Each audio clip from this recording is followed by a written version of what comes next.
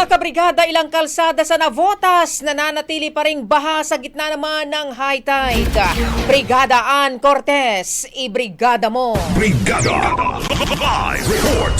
Nananatili pa ring baha sa ilang parte ng kalsada sa may barangay Bagong Bayan North, Navotas City. Ito'y matapos nga ang pagulan at pagkakaroon nila ng high tide kanina mga bandang mag-aalas 11 ng umaga.